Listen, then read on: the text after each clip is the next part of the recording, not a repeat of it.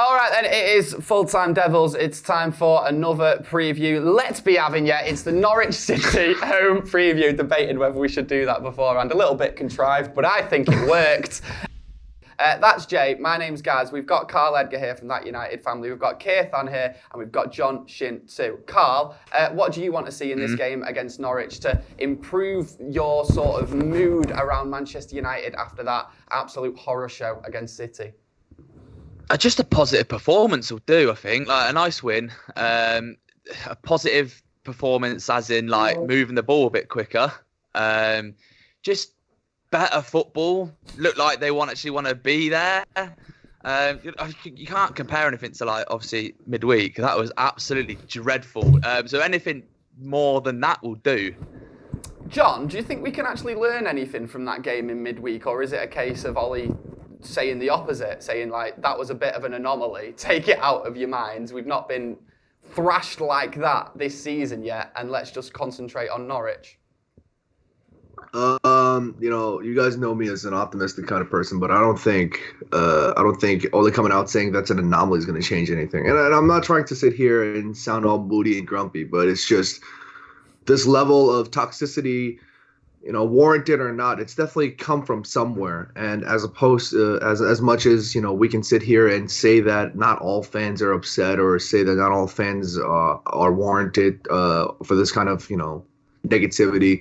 At the end of the day, it's not nice what's happening right now. And whether or not we get a good result from Norwich, it's not a one game result type thing that's going to fix the situation. This is something this is a problem that's been festering at the club for a long time, and getting a 9-0 result against Norwich is not going to change anything at this point. I think we need to really, as fans, we're not really responsible in terms of how the Glazers are operating. We're not sitting here saying that we're the shareholders, but at the same time, we need to continue to raise our concern and voices and opinions, because at the end of the day, that's all we could do, honestly. Maybe a good result against Norwich. Obviously, we want to win. Obviously, we want us to win, and obviously, we want to take a result away from Norwich. It's not all doom and gloom, but at the end of the day, this is something that's just not gonna, turn everybody's frowns upside down just because we get a good result. Although I think a 9-0. A 9-0 might put a little bit of a smile on my face, being honest. But maybe. Keithan, what do you think? Do you think it's all about the result in this one? We just need the win, or will you still be a little bit negative after the game if we win and just scrape through? Well, firstly, thanks guys for having me on the show. And straight off the bat, yes, I would take the 9-0. No doubt there. But after the Manchester City game, I think we all hurt badly the way we lost the match more than the result. And as fans, we are yet to kick off this new year. It's been a horrendous start, losing to Arsenal and draw at Wolves, then losing to City in such a bad way. So we are playing the bottom team of the table. So it's a chance to, get back our pride and play for our shirts and put some positivity among the fans out there. This result is definitely not going to change anything, as John mentioned, but it's a chance to get our spirits up and get 2020 going on. Absolutely, I think that's what you need to see, don't you? A bit of pride, a bit of intent from a few of the players, as well as a win. It'll be great if you see the players actually putting a lot of graft in, going out there, getting a good win with a good performance. I think we can only be positive about that. It says it all. In all these years of doing these, this is the most despondent I think I've ever seen John Shin. We've even broken John Shin, which says it all really, because he's usually like, now he's saying 9-0s aren't good enough. So right, now, it's over. I don't want to put a negative spin on it already, but let's face it, we are in a pretty negative situation, so we've got to be honest about it. I try to be positive at the start, but I don't want to imagine us losing against Norwich, but if we don't get a result, that's rock bottom, innit? Like, have United been in a lower position than if we weren't to get a result against Norwich in recent years? I would say, because people will go, well, we lost to Cardiff and they were already relegated, but that was almost like Huddersfield, remember the Huddersfield game? Mate, you were there for that one. It was shocking, that. But I think the thing with Cardiff back in last season, was it was almost like a friendly in the sense that it didn't really matter. We weren't going to get top four. they were already relegated. Ollie played a bit of a makeshift team and we didn't turn up. It was a terrible game and a terrible result. But I think this matters more because we've still got aspirations for top four. We've still got a chance of top four despite how inconsistent we've been. Other teams have also been inconsistent as well, which has sort of given us that chance. Not even a small chance, it's like a relatively decent chance we've got our act together to get into the top four. I don't think it's going to happen, but we can still hope and at least aim for it. So to drop points against Norwich, not even a loss, even a draw, a Norwich team who, yes, they beat City months ago, but have been pretty shocking. I mean, they were shocking against us at Carrow Road, really, weren't they? What was it? I mean, we missed two penalties. I lost count. We missed two penalties and still beat them. Was it 3-1? The thing I worry about is they've got a few players that can give us problems, though, aren't they? I'm genuinely Todd Cantwell. I'd take him. He'd get straight in as United's best number 10. They've got Pookie, they've got Cantwell, they've got one or two players, but by and large, I mean, despite how poor United are, despite the injuries we've got, you still think that any of the Norwich team will struggle to get into the United team. This is still a team that are 5-6 points from safety, whatever it is, against a team that are trying to get into the top four. We shouldn't be making excuses before this game. This is a game we have to win. No matter what team Ollie picks and what players he's got at disposal, he should be able to go out and beat Norwich City. And I've been a massive supporter of Ole Gunnar Solskjaer since he took over. We've all, by and large, most of us on this channel have stuck by him. But I think that the dissension against him is growing. I think it is. You can sense it. And people say, well, it's only online, and it isn't. Even in the ground, people are getting behind him in the ground and cheering his name and saying things. But when you're chatting amongst fans, people are sort of saying, he might not be the right man for the job. And you wonder how many results against poor teams does it take before the tide turns, and the vast majority of match-going fans think, yeah, we love him, he's a legend, but he ain't the right man for the job. And the result at home to Norwich is one of those games that can do that. I don't mean it to sound melodramatic, but it can. If you've got 76,000 fans, or how many ever turn up, probably won't have that many, and you're watching us not win against Norwich, it's very difficult to defend the manager after that. And I'd worry for him if he didn't get a win, I really would, because I think social media is one thing. You're always going to have people behind the keyboard who are slagging him off. But I think he might start losing the core support, and that's when he should be really worried. I agree in a sense that I don't think there's a team United can put out that's worse than Norwich is, really. So on paper, we should be winning it no matter what. But if with the injuries we've got, we're going into this game with a spine, again, of Phil Jones, Andreas Pereira, and Jesse Lingard. I'm sorry, people might not like this, but I don't think them three would get into any of the top 15 teams in the league's first team. I just don't think so. And the worst thing is, with Phil Jones, we've known it for fucking years. We've known it for 8 years. With Pereira, we've known it for years. A couple of years ago, he was flopping in Spain when he was on loan. Did you just call them a spine, Gaz? Yeah, exactly. It makes us an almost invertebrate team, doesn't made it? of blancmange. It's absolutely ridiculous. But Carl, go on, tell me, do you, the most staunch, almost anti-Ollie out guy in the world, does this make you join the Ollie out camp if we do drop points in this? I don't want to make it some big drama thing where it's Ollie out versus Ollie in. We all have our opinions. That's literally what you're doing. I don't mean to do it, but Carl, he's not going to do it. We're doing it for you. You can do it. What do you think, mate?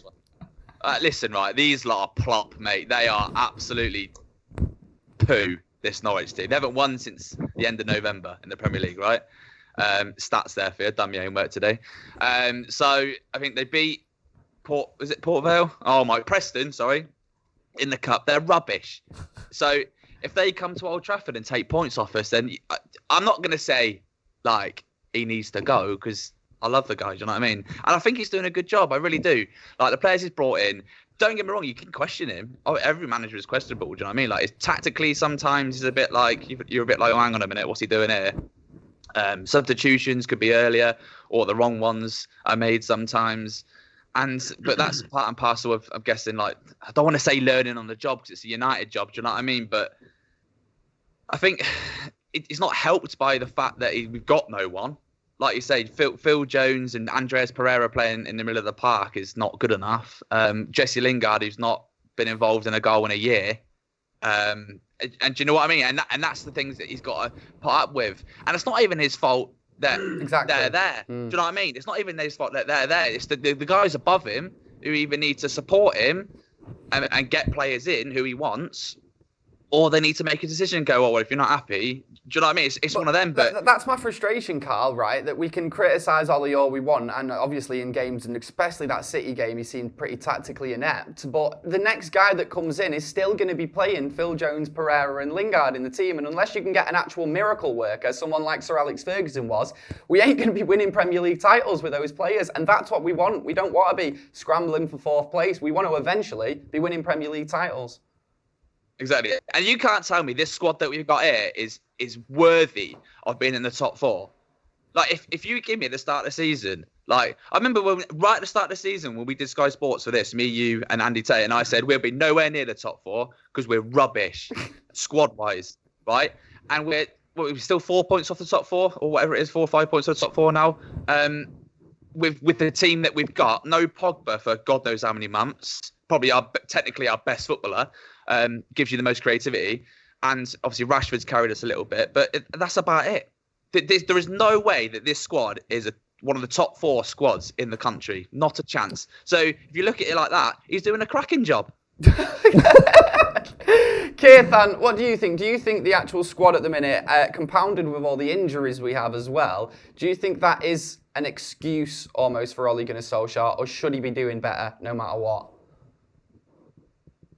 When we started this season and we had a look at the entire squad, everything possibly had to go right for us to make the top 4. Yeah. No injuries, all the players, all the crucial players playing at the peak of their games. And since the Chelsea 4-0 win, everything that could go wrong has gone wrong for us. If you look at the injuries, if you look at our form, losing to almost all the bottom half sides and getting bad results, barring beating the top 6 sides, we have played horrendously this season. So the squad is not good as it is, but the performances against the bottom half teams has not been good either. So I don't think the whole blame goes on to Ole. Of course, we know the situation with the board not backing him with the transfers. See, 1/3 of our transfer window is completed. Today is January the 9th. So 1/3 of the transfer window is over, but there is no concrete activity behind the scenes or any concrete bids being placed for key players to bring in. And we are hearing rumors about giving Ashley Young a new contract. I mean, what's going on at this club?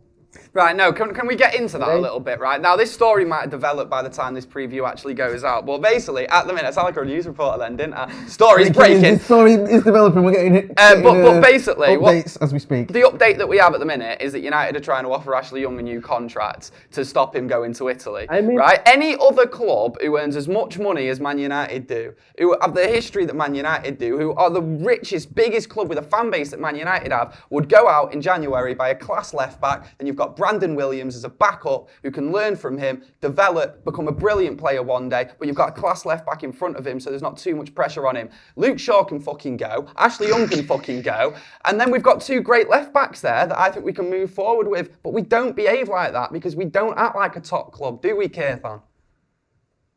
No, honestly, I wouldn't mind Ashley Young as a third stand-in player or as a squad rotation player, but for him to be having week in, week out chances and then holding him back. I mean, this interest from Inter Milan, if it is true, I think it would have been a perfect opportunity to let him go and maybe bring in a good competitive player for Luke Shaw, who's clearly not doing good either. But in fact, offering him a new contract and then retaining him, I don't know if we're trying to make a new James Milner out of him or what the idea is there. But I think we should have let him go. Absolutely. And the squad is definitely not shaping up nicely with long-term injuries to Pogba, McTominay, and even Maguire recently. So I have no idea who we are going to bring in. My guess is we'll be having 0 incomings and possibly 1 or 2 outgoings.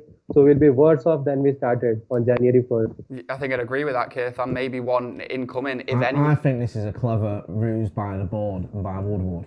Right, here we go. We're not buying anyone, right? And everyone's a bit angry about that. And then it's like, well, we're getting rid of Ashley Young, and everyone's like, oh yeah, nice one. And then it's like, oh, actually, we're not. We're giving him new contracts. And everyone's like, oh, fucking, what are you doing? All right, then we'll get rid of Ashley Young. so everyone's happy again. Right, So okay. do you know what I mean? Like if Ashley Young leaves, we don't buy anyone. Everyone goes, at least we got rid of Ashley Young. You're giving Ed Woodward far too much credit. He's nowhere near that intelligent, mate. Surely that makes more sense than the idea that he's watched Ashley Young play football, or that whoever's in charge of contracts has watched Ashley Young play football and thinks we need to give him an extension, because that's just madness. And I've supported Ashley Young and stuck up for him so many times on this channel. But as Kirsten said, it's the perfect opportunity for him to leave and for United to move forward and just move away from it all the nonsense, because every week we have this thing about Ashley Young's not good enough, all the rest of it. You've got a team that are actually willing to let him play for them, a good team as well, and actually pay money to do that, and we're going, no. And also, the money that we've probably offered him for a new contract, we could probably give that exact same wage to a class left back. Bring in a class left back. He's on 110 grand already. Exactly. You could put £110,000 coins at the left back spot and it'd do more fucking good for you than having Ashley on there. Right, John, do you think that dropping points against Norwich could be a bit of a case of a straw that broke the camel's back with Ollie? No. I mean, like I mentioned this on prior stream. I was going to say, private stream. John's got an OnlyFans. Where can we subscribe? Private streams, eh? I want feet pictures. $5.99 a month. Very sick, and I'm not even talking straight. But I said in a prior stream that replacing Ole or talking about Ole in or Ole out is absolute rubbish, because it's just switching the captain of a sinking ship. This problem, roots deeper than just the manager. And, with respect to that whole conversation about Ashley Young, I think that's very important, because we've had so many years of incompetency in the transfer window with respect to replacing Deadwood and with respect to replacing players that had needed to gone for a long time. And players like Ashley Young, with all due respect, I love him to death for his professionalism and whatnot, with players like Phil Jones, they had to go. And honestly, we've been a lot more passive. We've been a lot more careful with respect to making movements in the transfer market. But this might be the blessing in disguise that we've been hoping for. We've had one solid window of transition. Granted, it wasn't a plus transition. We've sold players that we needed to replace and we didn't replace. We've sold some players that had to go, but we need to do that. We still need to make big waves with respect to making changes, huge dramatic changes in the transfer market. And somebody like Ashley Young, fine. Moving on, that's fine. That's great. I don't think it's the right idea to move him on right now, given the lack of depth and quality in the squad. But maybe at the end of the season, who knows? I think that'll be a fantastic opportunity for us to make more progression in the transfer window. And with respect to the whole Norwich thing, rock bottom isn't rock bottom right now. As much as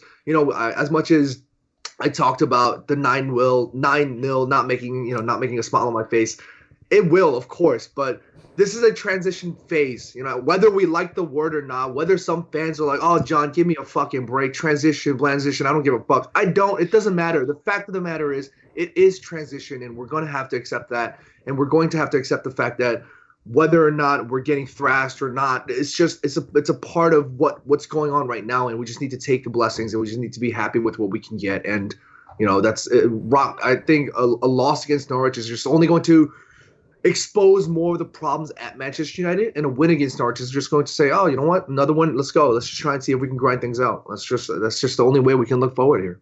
Good points all round. Right, onto the predicted 11 section of the preview. Pretty self-explanatory. Everyone predicts who is going to start for Manchester United this weekend against Norwich. So, Kirthan, let's start with you.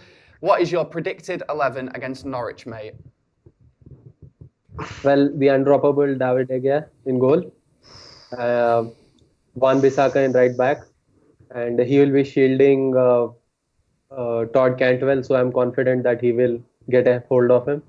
Lindelof to be partnered with Phil Jones, unfortunately, because we have no other fit centre backs right now. And I would like Brandel Williams to start, but he's had a few games on the bounce, so I'm pretty sure we'll see Luke Shaw in there. Midfield of Matic and Fred. Although I would not want Matic, but in the last game after he came on after halftime, he was pretty decent, and we also don't have any other players to fill in. So Matic and Fred. Greenwood on the right, because Daniel James has played a lot of football. I think he needs a deserved break. Pereira in the hole. Again, no other replacements. Although I would want Juan Mata, but I don't think we will play him considering how we want to see fast and counter-attacking football. Rashford on the left and Martial up front. That's my starting. And you're right. You know what? With that, right, Keithan, I have no other alternative to a few of the players you've said there, but I've got my head in my hands when you've said the names Luke Shaw, Nemanja Matic, and Andreas Pereira, and then I'm thinking, but we've got no one else. You've got to play. You know, he said this story. Exactly. You know, he said this story was developing, guys. I've just had something in the WhatsApp chat. And I'm trying to check it online as well. But you know, he said about how we couldn't get any lower than offering Ashley Young a new contract. Oh, we've offered Luke Shaw one. No, Ashley Young's rejected our contract. Oh! I don't know what's going around on a minute. So it's not confirmed, but there's a few stories that have just broke as we're recording this. I think the Daily Express is not the most reliable paper, and online, a few tweets and whatnot. So, and in my WhatsApp group, it's saying that Ashley Young has said, nah, you're all right. I'm going home, mate. Honestly, I'm fucking done. So go on, Keith, what are you saying? Now we have hit rock bottom. Yeah. No, genuinely. So you thought you couldn't get any lower. We always managed to find a new level. We've actually at the fucking centre of the earth now. It's not confirmed, so by the time you're watching this, he might have changed his mind and signed a new deal. Oh. Everyone will be happy. Right, Carl, who are you starting against Norwich, mate? Ashley Young. It actually does say, yeah. And Inter Milan are willing to pay. I don't know what the fuck Conte's been smoking. I really don't. What are we doing? 11s. Right.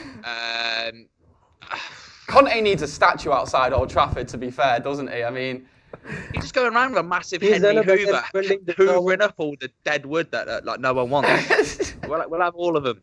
Fucking give a top. Right. Anyway, right. 11s. We'll go with. I wouldn't say he's in droppable gear, but we'll go with De Gea because he will start, won't he? Wan-Bissaka, one of the best centre backs in the world, Phil Jones. Oh, he's another. It's got who else? Axel Tuanzebe. I'd pick Axel Tuanzebe, but he's not fit enough yet. So Genuinely, I think I'd rather Matic be there. But Matic, yeah. Well, we'll get into that. I'd go with Jones because he's fit. Lindelof. I'm going to go with Brandon Williams because I love the guy. I think he's mint, mate. From Tuesday night, he was one of the players where you could properly see that he just wanted to win it, like just flying into tackles, just being an absolute madman. I love it. I reckon Matic will play as a 6 with Fred as well. That's what I would do anyway, because he just gives that bit more of a shield. Especially when you've got Phil Jones at the back, you need someone who can actually do a job as that DM, and I think Matic is the only one that can do it in the squad. When McTominay's fit, then Matic will be nowhere near it. But so Matic, Fred, I have a feeling he might go with Mata, as a 10. Just because they are going to sit back, they are going to defend for their lives. So he's got that unlockable pass, and he's got one of them passes. Rashford, is Martial fit? Yeah, Martial, and I reckon I'll go with James again on the right. Decent. I like the attacking options. I really do. It's just going back. John. We're going forward. Yeah, John, what's your 11, pal? I think mine's a hybrid of both of these guys. I got David De Gea in the back with a back 4 of Brandon Williams, Phil Jones. Fucking everyone's put Phil Jones in the team. No one else is there. We don't have a choice. We don't have a choice. I mean, who do we have? Who do we have that's fit? That's no, we don't. And you guys even don't even get me fucking started. You know how tired and sick I am. You guys know I can go off on a fucking rant about Phil Jones. So I'm not even gonna start. But you know how I feel. That's how thin we are. That's how thin we are with respect to the squad right now. That we have 6 centre backs in the team and only 1 fit centre back. So. Right. Can someone clear something up for me as well? Actually, this might be me being uneducated here, but the Chris Smalling on loan situation. I heard the other day that we can't bring him back. Yeah, that's not a clause. I think that's the case. Yeah. What are we thinking? I think to be fair, I think part of that may be as a sort of favour, for want of a better word, to the player, where you're saying to him, you go to Waitley for the rest of the season. You can go and sort of set up shop there and settle there, because we're not going to just, if we get an injury crisis, bring you back. I think it's to sort of help him as well, so he can go and settle there. It doesn't make much sense to me, because we could do with him right now. We've been doing him a favour having him at United for the last 3 years. You get no qualms. Qualms with me. But I presume so. Also, anyway. what's up with Rojo? Sorry? Yeah, Rojo. Yeah, Rojo's injured. Bailly's not fit. Rojo's out. Xavier's not fit enough. Xavier's not fit. Even Jones has got a doubt because then he pulled his hamstring did, running, trying to kick a ball or something the other night. Chasing Mahrez round in circles. Sorry, John, we interrupted you as you were going and telling us how much you love Phil Jones. Yeah, no, but that's just really quickly digress for a second. That's the incompetency of the board and the transfer. I mean, you guys know how I feel about Phil Jones, but this center back group that we have, we can't rely on more than half of them. You can't call that a center backs. You can't call that a squad of center backs because Phil Jones is injured more than half the time. Eric Bailly, I love the guy to death, but he's injured more than half the time. Rojo, I love the guy to death, but he's injured half the time. Who else do we have at that point? Maguire and Lindelof, they can't play every fucking game in the entire season. That's the squad management I'm talking about. We were lacking in that department, and we didn't make additional additions throughout the stretch that we've had since post Ralph Ferguson. But anyway, that's for another conversation. I'm going to move on with the 11. That's my back four. Williams, Jones, Lindelof, and Aaron Wan-Bissaka. With midfield two, I'm going for Fred and Matic.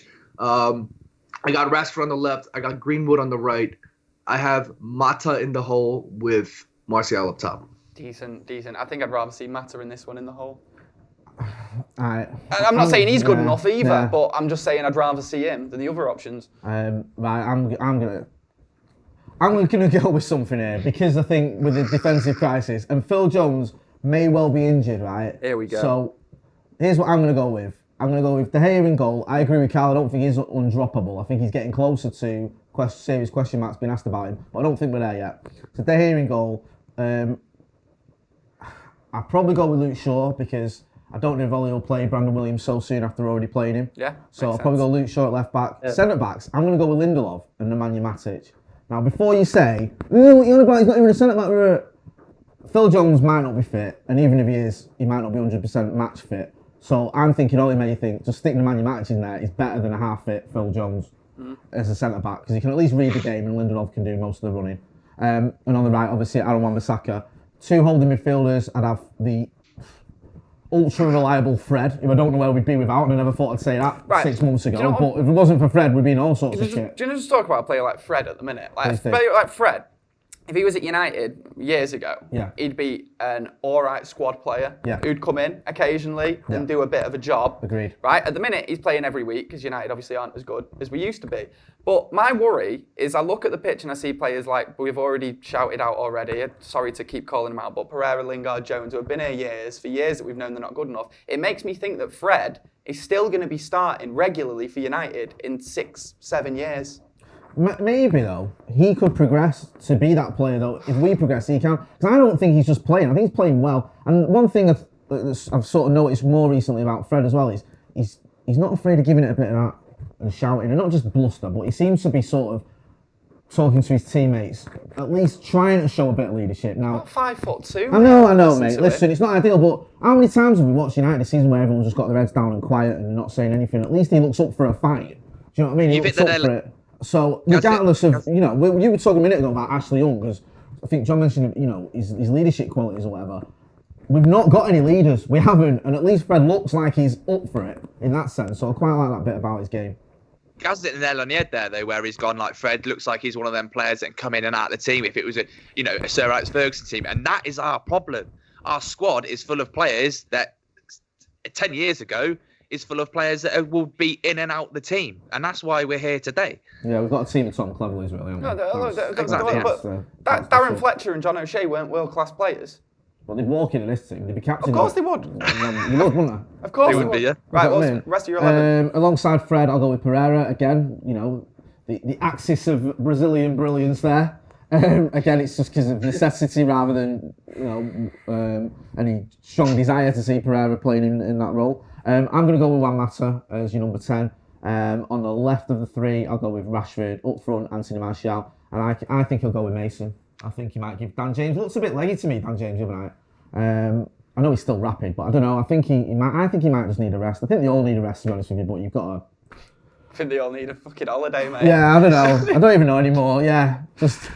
Can we rest Greenwood and James? Honestly. No, probably not. So one of them's got to play. So I'll go with Greenwood. We've got to the point of if you don't laugh, you'll cry at this point. But let's get into the opposition a bit. Norwich, spoken about Campbell and Pookie. Obviously, they're the main threats. But I'm see how I've got them out of the conversation, see what else you know. Go on, Jay, apart from them two, what do they have to offer?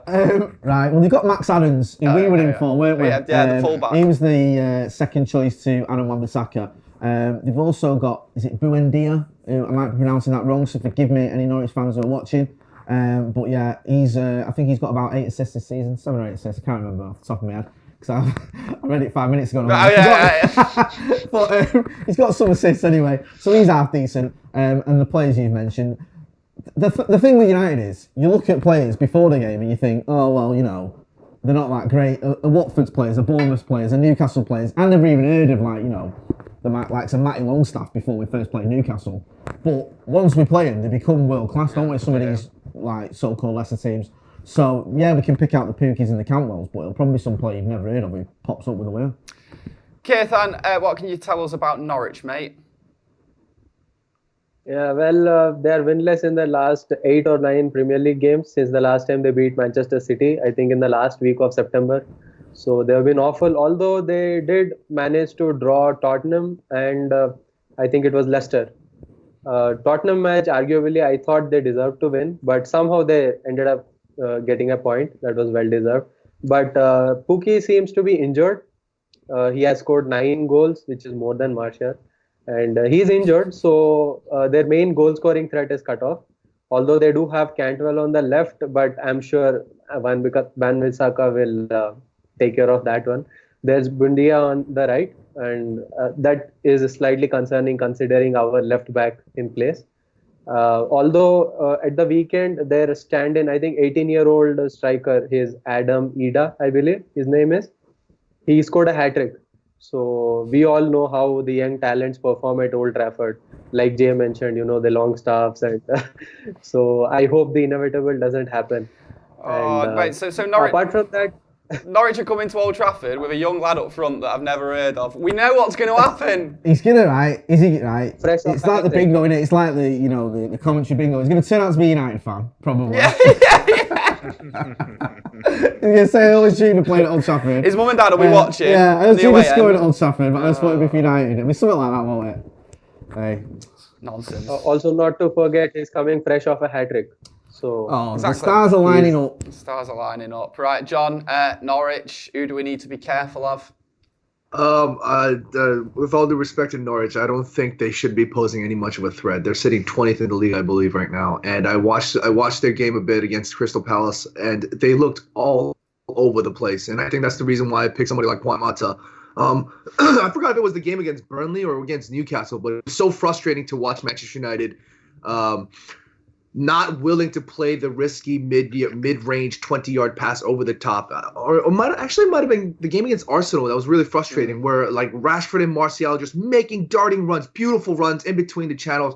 They have the center backs beat, but nobody's willing to play that adventurous ball over the shoulder, over the top. And that was one option that we really, really needed to exercise. And I don't know if it's the lack of creativity. I don't know if it's the lack of the actual skill or the quality to be able to play that kind of pass, but unlocking teams that are willing to sit compact in defense, a skill like that is required. If you're not going to play the tight 1-2 passes in between the center backs in the channel, if you're not going to play something like that, you need to allow the forward players to make the runs. And a team like Norwich, they looked all over the place, especially against Crystal Palace. And I think somebody like Juan Mata would be perfect at unlocking teams like this with like the simplest 1-2 touch passes. And I think this shouldn't be too difficult in terms of getting a result, with all due respect to Norwich, of course. Carl, Norwich, what do you know, mate?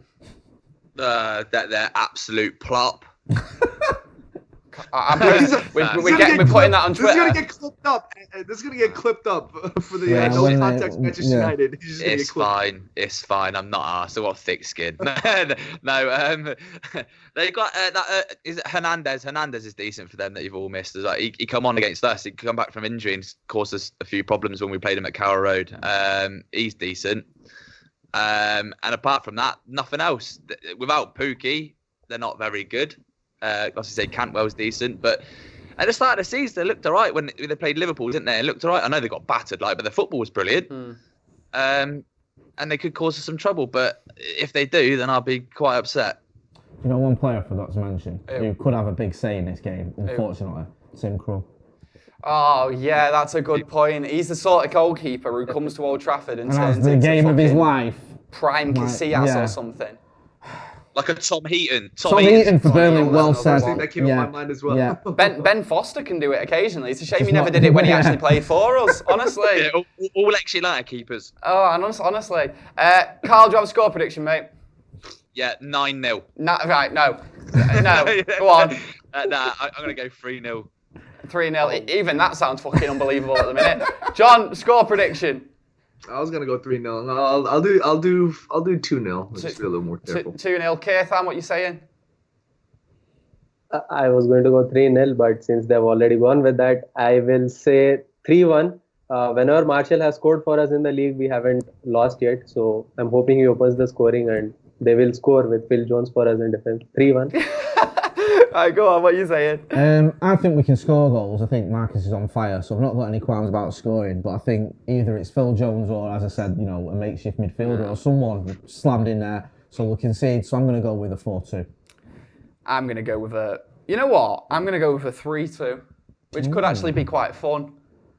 Is that good enough, do you think? There's enough goals and excitement there to people think, yeah. I think if the attack, if going forward we're brilliant and we're absolutely shy at the back, I don't think people will mind too much as long as we score 3 goals and win. Yeah, I think that'll be okay. But guys, get in the comments below. If you disagree with anything we've said, tell us. You always do.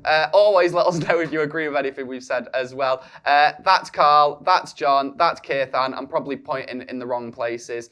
Where to find these guys online? You can find Carl on the That United YouTube channel, right, Carl? No, it's That United Family. That's what I meant. Not That United United. Family That United YouTube channel is the... Although that's how people refer to us usually, isn't it? John, where can people find you, mate? OnlyFans. Have you got your OnlyFans thing, the private thing set up yet, John? The private stream. You can find me on John's YouTube, got an OnlyFans. Subscribe to him if you want to see pictures of feet. Keithan, where can people find you, mate? Are you on Twitter? Yeah, you can find me on Twitter on RonnieChan96. And just before we go, about the wildfires in Australia, if you guys can, please spare a thought or a prayer and do what you can with your donations. Absolutely, well said, mate. Good message to finish the preview on. Keithan is more sensible than... Cares more than we do. We're moaning on about football when there's bigger things going on. Us lot are just ignorant. Right, guys, we're out of here. Get in the comments below. Subscribe to Full Time Devils. My name's Gaz, that's Jay. I'll see you next time in a bit.